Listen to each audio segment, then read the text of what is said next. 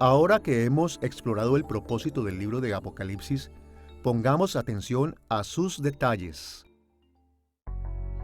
El libro de Apocalipsis comienza con una pequeña introducción en el capítulo 1, versículos del 1 al 8. Siguiendo esto, el cuerpo de Apocalipsis consiste de 4 visiones centrales. Una visión de Cristo en el capítulo 1, versículo 9 al capítulo 3, versículo 22.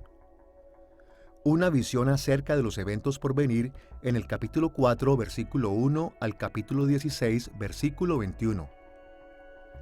Una visión que describe el castigo de la gran ramera en el capítulo 17, versículo 1 al capítulo 21, versículo 8. Y una visión de la novia, la esposa del Cordero, en Apocalipsis capítulo 21, versículo 9 al capítulo 22, versículo 5. Después de las 4 visiones centrales, el libro de Apocalipsis termina con una conclusión en el capítulo 22, versículos 6 al 21. Las 4 grandes visiones en el cuerpo de Apocalipsis son introducidas cada una con una frase. Juan estaba en el Espíritu. Juan consistentemente usó este lenguaje para marcar el inicio de una nueva división en el cuerpo principal de su libro.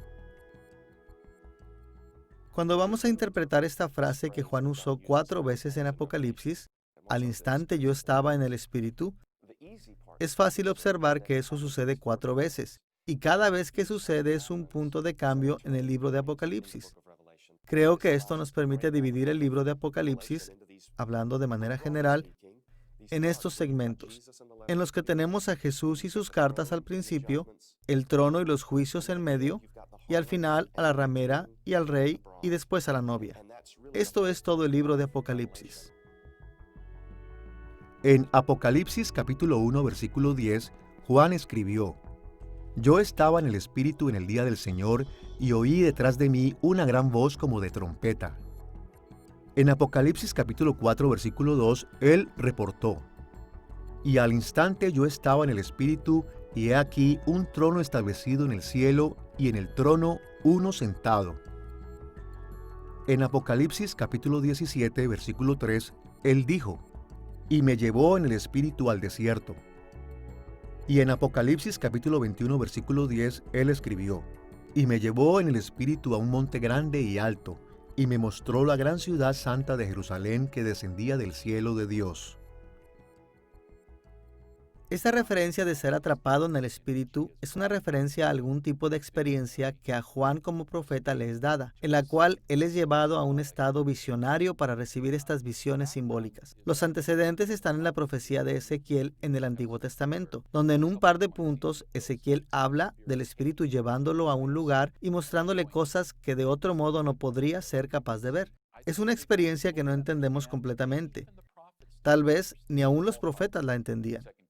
Pablo habla en 2 de Corintios capítulo 12 acerca de ser arrebatado hasta el tercer cielo.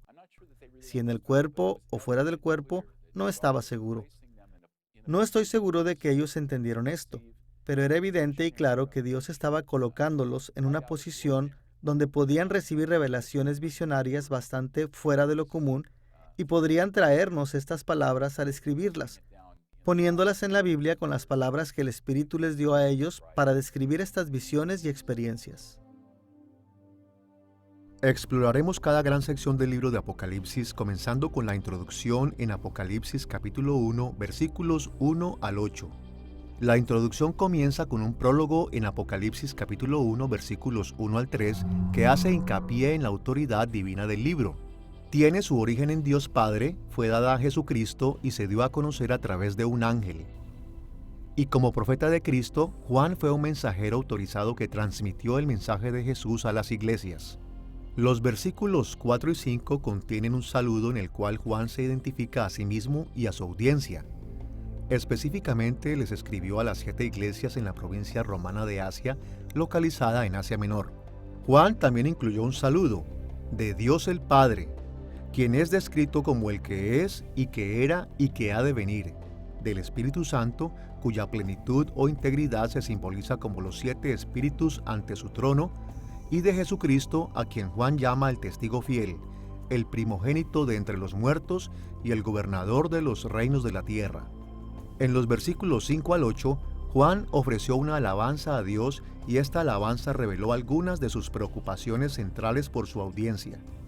Juan alabó a Dios por su soberanía, convencido de que Dios estaba formando toda la historia para sus propios propósitos gloriosos. Él alabó a Dios por la redención en Jesucristo, porque la vida, muerte, resurrección y ascensión de Jesús son la base de cada esperanza mencionada por Juan en su libro. Y finalmente, él alabó a Dios por la promesa de que Cristo vendría otra vez, el gran evento futuro cuando todo lo que Dios ha planeado y prometido será cumplido.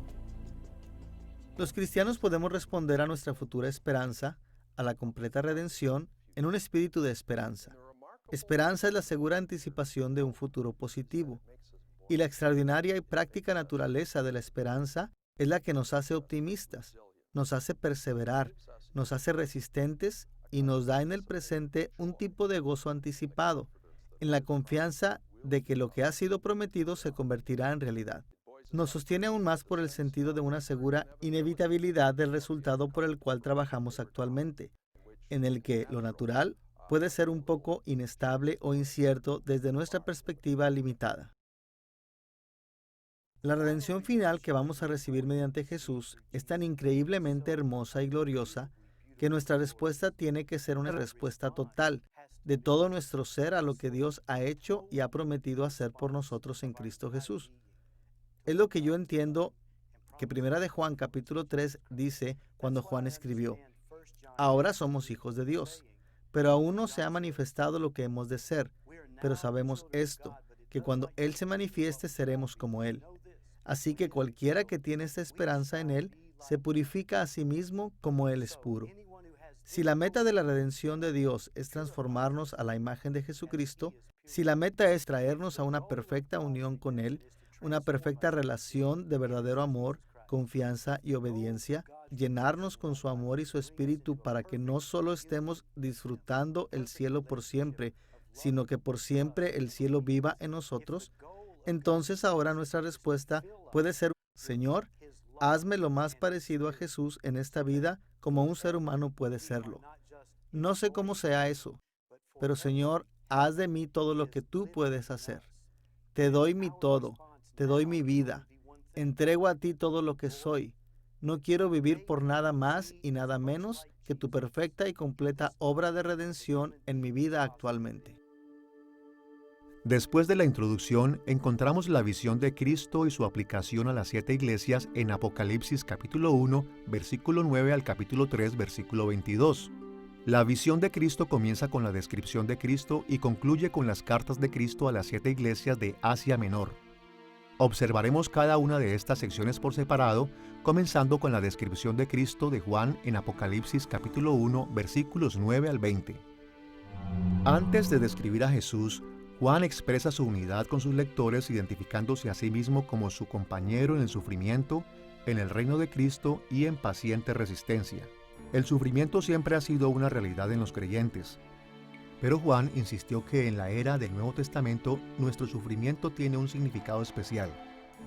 Cristo sufrió mientras estuvo en contra del pecado, y porque los creyentes estamos unidos en Jesús, nosotros también sufrimos. Aún así, cada vez que sufrimos tenemos la consolación de que Dios está presente con nosotros y que Él soberanamente gobierna sobre nuestras situaciones.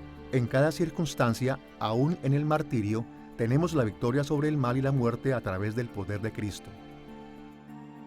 Juan también indicó que él recibió esta visión mientras él estaba en el Espíritu. Esto probablemente indica que Juan estaba en un estado de éxtasis espiritual, aun y cuando no fue movido físicamente a otro lugar. Esta es una de las maneras en las que Dios se revela a sí mismo a los profetas en el Antiguo Testamento, también como lo podemos ver en pasajes como Ezequiel capítulo 3, versículo 12. Finalmente, Juan concluye el prefacio diciendo que una voz del cielo lo comisionó para escribir los reportes visionarios a las iglesias en Éfeso, Esmirna, Pérgamo, Tiatira, Sardis, Filadelfia y Laodicea. La descripción que Juan hizo de Jesús comienza en Apocalipsis capítulo 1, versículo 12. Jesús aparece como el Hijo del Hombre caminando entre los 7 candelabros. Estos simbolizaban las iglesias que trajeron la luz de Dios en Cristo al mundo, aún bajo la tiranía de la oscuridad. Los candelabros también hacen recordar a los lectores de Juan los muebles en el tabernáculo del Antiguo Testamento y en el templo, y el hecho de que Jesús ahora está en el tabernáculo celestial delante del trono de Dios. Ya en el capítulo 1, versículo 4, Juan marcó una conexión simbólica entre las 7 iglesias de Asia Menor y las 7 luces del candelabro delante de Dios. En el tabernáculo y después en el templo, Dios manifestó su gloriosa presencia entre su pueblo. Y así como Dios una vez habitó entre su pueblo Israel, Cristo ahora habita entre su iglesia. Jesús también estaba vestido de una túnica y un cinto, asemejando al sumo sacerdote en el templo judío. Sus ojos eran como llamas de fuego y sus pies como bronce bruñido. Su voz era poderosa, como el correr de muchas aguas. Una espada de 2 filos salía de su boca, y su rostro brilló tan intensamente con su gloria que parecía el mismo sol. Esta apariencia mostraba que Jesús era majestuoso, glorioso y poderoso. Cuando leemos Apocalipsis capítulo 1, una de las cosas más sorprendentes es la visión que vemos ahí de Jesucristo. Lo primero es que claramente esto es un retrato simbólico de Jesús.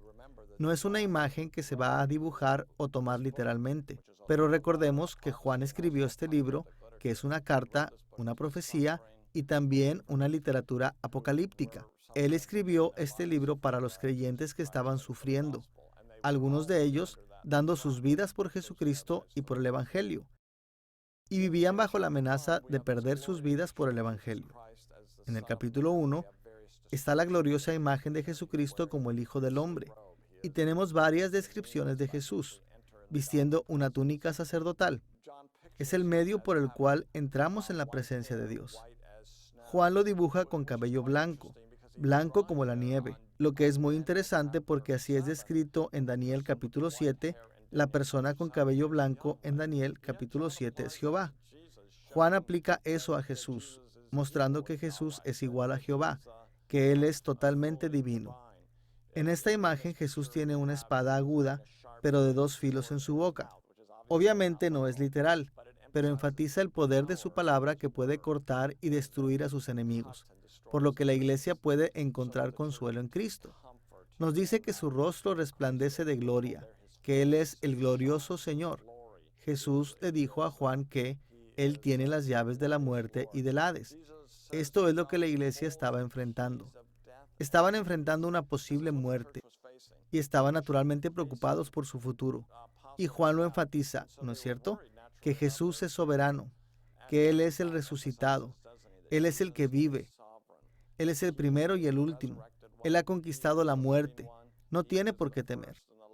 Se ve como si Nerón o Domiciano o cualquiera que pensemos que era el emperador en ese tiempo, lo que es debatible, pero cualquiera que fuera el emperador romano, se ve como si el emperador estaba en control o la autoridad política estaba en control. Ellos no estaban en control. Jesús reina, Jesús gobierna. Todo el mundo tendrá que contar con Él. Apocalipsis es fundamentalmente un libro de consuelo para la iglesia sufriente, un llamado a la perseverancia, un llamado a confiar que Jesús es el soberano, el glorioso Señor. Él está caminando en medio de los candeleros. Ellos deben consolarse y fortalecerse y mantener su esperanza y confianza en Él. Ahora que hemos examinado la descripción de Cristo de Juan, observemos las cartas de Jesús a las 7 iglesias en Apocalipsis capítulos 2 y 3. Cristo dirigió cartas a las 7 iglesias localizadas en Asia Menor, que está en la porción oeste de la Turquía moderna. Él arregló las cartas en el orden en el que una persona podía repartirlas en un viaje. Él escribió primero a la ciudad costera de Éfeso, después a Esmirna, en el norte, después a Pérgamo, aún más al norte. La siguiente carta la dirigió al sureste, a Tiatira, después Sardis, después Filadelfia, después Laodicea. Estas cartas grabaron las palabras que Jesús habló en su tribunal celestial y fueron designadas para ayudar a las iglesias a entender y a responder a las visiones que siguieron. En términos generales, todas estas cartas siguen el mismo patrón básico con ligeras variaciones en el orden. Este patrón contiene muchos elementos que asemejan las profecías del Antiguo Testamento y nos recuerdan que Juan servía como profeta de Jesús para estas iglesias. Primero, cada carta comienza dirigida al ángel de cada iglesia. Algunos intérpretes han tomado esto como una referencia a mensajeros humanos que representan a cada iglesia, pero en este contexto de una visión celestial es más probable que estos eran ángeles reales que Cristo asignó a cada congregación local. Segundo, hay una descripción de Cristo elaborada a partir de su aspecto en Apocalipsis capítulo 1, enfatizando una característica de Jesús que es relevante para la carta. Tercero, hay una reclamación de conocimiento, indicando que Cristo conocía estas iglesias y los detalles de sus vidas. Cuarto, hay una evaluación de la iglesia que consiste en elogios y algunas veces incluye reproches.